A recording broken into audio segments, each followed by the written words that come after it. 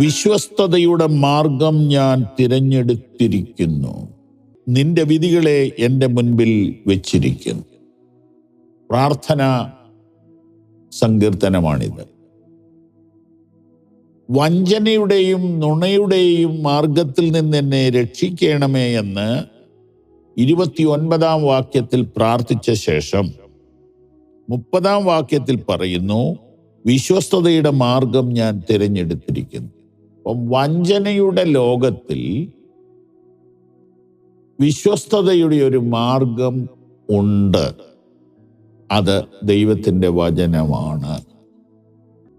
വിശ്വസ്തതയുടെ മാർഗം ഞാൻ തിരഞ്ഞെടുത്തിരിക്കുന്നു.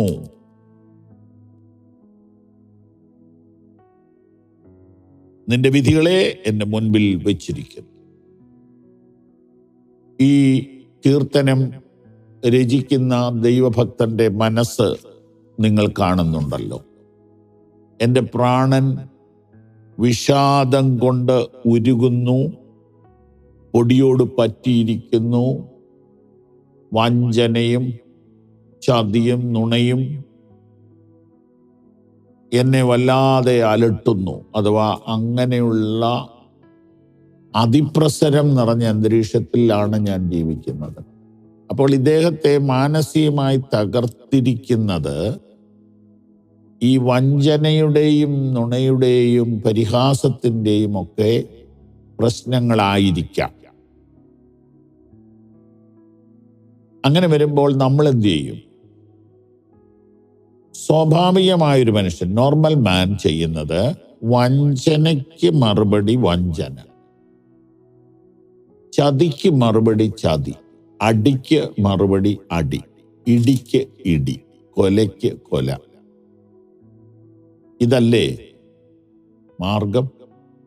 അതെ, നമ്മുടെ സമൂഹത്തിൽ ഇതാണ് ഇപ്പോൾ നടന്നുകൊണ്ടിരിക്കുന്നത്.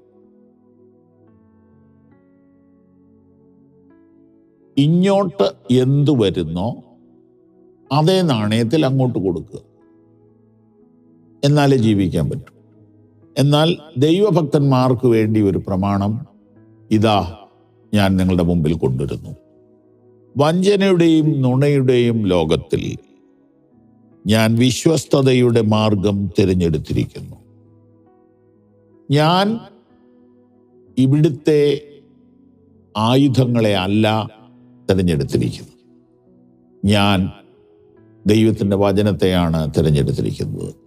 വിശ്വസ്തതയുടെ മാർഗം ഞാൻ തിരഞ്ഞെടുത്തിരിക്കുന്നു. നിന്റെ വിധികളെ എൻ്റെ മുമ്പിൽ വച്ചിരിക്കുന്നു. വിശ്വസ്തതയുടെ മാർഗം ഞാൻ തിരഞ്ഞെടുത്തിരിക്കുന്നു. നിന്റെ വിധികളെ എൻ്റെ മുമ്പിൽ വച്ചിരിക്കുന്നു. വിശ്വസ്തതയുടെ മാർഗം എന്ന് പറയുന്നത് ദൈവത്തിൻ്റെ വചനമാണ്. യൗവനക്കാരെ, ബഹുമാനരായ സഹോദരി സഹോദരന്മാരെ, ദൈവവചനം സത്യമാണ്, 101% സത്യമാണ്. നമുക്ക് മനസ്സിലാകാത്ത ചില വാക്യങ്ങളോ നമുക്ക് മനസ്സിലാകാത്ത ചില സംഭവങ്ങളോ കണ്ടേക്കാം. നമുക്കിഷ്ടപ്പെടാത്ത ചില കഥാപാത്രങ്ങൾ ബൈബിളിൽ കണ്ടേക്കാം.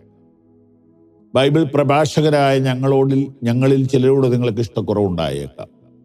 എന്നാലും വചനത്തെ നിങ്ങൾ ഒരിക്കലും മറക്കരുത്. ഇത് വിശ്വസ്തതയുടെ മാർഗമാണ്. ഈ വഞ്ചനയുടെ ലോകത്തിൽ വിശ്വസ്തതയുടെ മാർഗം നമുക്ക് തിരഞ്ഞെടുക്കാം. ദൈവം നിങ്ങളെ അനുഗ്രഹിക്കട്ടെ. ഈ സന്ദേശങ്ങൾ നിങ്ങൾക്ക് തുടർച്ചയായി ലഭിക്കുവാൻ പവർ വിഷൻ ടിവിയുടെ സാമൂഹിക മാധ്യമങ്ങൾ സന്ദർശിക്കുക.